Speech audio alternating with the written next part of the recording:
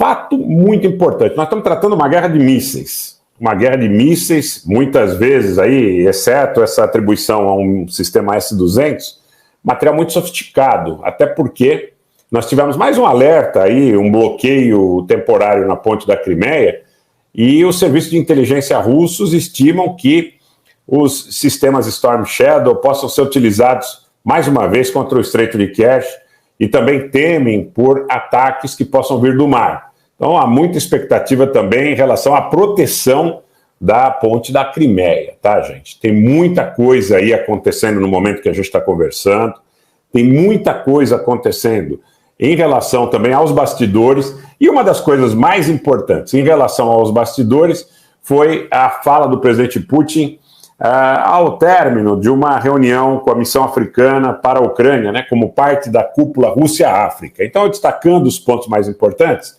ele disse que o Ocidente, gente, esse é um ponto alto da live, é um ponto com informações muito relevantes. A fala do Putin é onde ele diz: o Ocidente está se preparando para destruir a Rússia faz muito tempo. Kiev abandonou os acordos alcançados após a retirada das tropas russas. Agora a bola está totalmente do lado deles. O problema que levou à crise de hoje em torno da Ucrânia é o golpe de Estado em Kiev em 2014.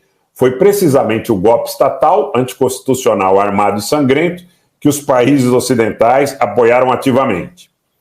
E aqui, gente, algumas coisas que precisam ser esmiuçadas, tá? Algumas coisas que precisam ser esmiuçadas. Dentre o que precisa ser esmiuçado, a fala do Putin que a Rússia está pronta para buscar maneiras de resolver pacificamente a situação.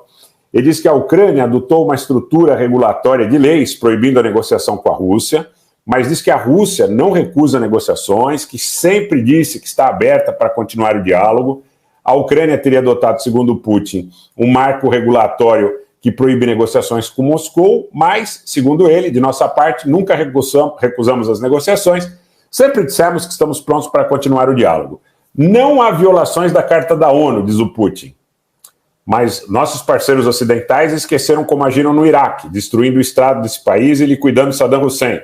Esqueceram como agiram na Líbia, destruindo aquele Estado do norte da África, sem autorização do Conselho de Segurança, e patrocinando o assassinato e linchamento do líder Muammar Gaddafi. Esqueceram que destruíram o Sudão. Esqueceram que atacaram a Síria.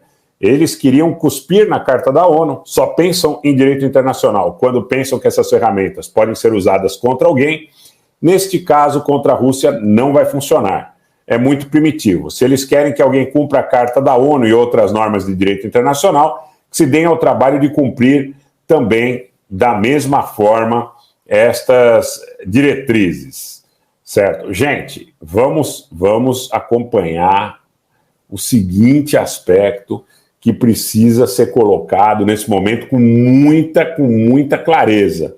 Me parece que essa fala do Putin vai em linha, e aqui eu sei que o que eu vou dizer agora talvez gere alguma polêmica, mas me parece que essa fala do Putin vai em linha com a expectativa de que se estabeleça um grupo de países que esteja, de alguma forma, credenciado à negociação de paz.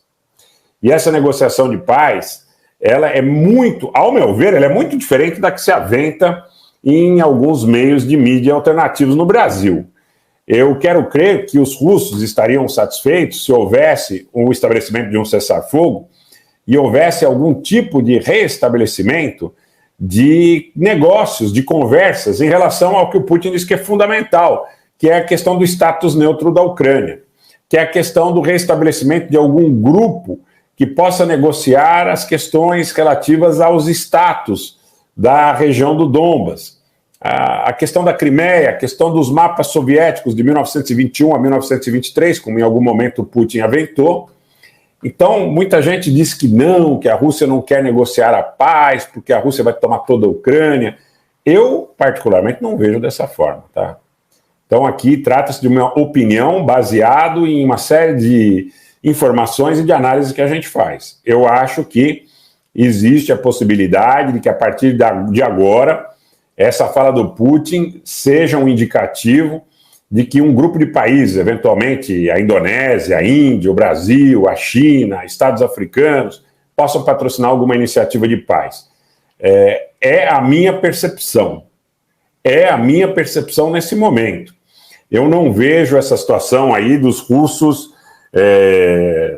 com objetivo, até porque os próprios parceiros da Rússia, inclusive nos BRICS, teriam muita dificuldade em admitir essa situação, ocupando toda a Ucrânia, estabelecendo o final do Estado ucraniano. Eu vejo isso efetivamente como algo de caráter muito difícil de acontecer em termos práticos. Muito difícil de acontecer em termos práticos, tá?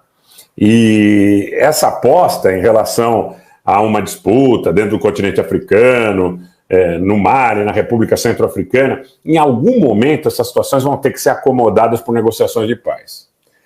Porque precisa efetivamente, não é, ficar claro que, sob o ponto de vista do direito internacional, para muitos parceiros da Rússia, será difícil admitir essa questão territorial.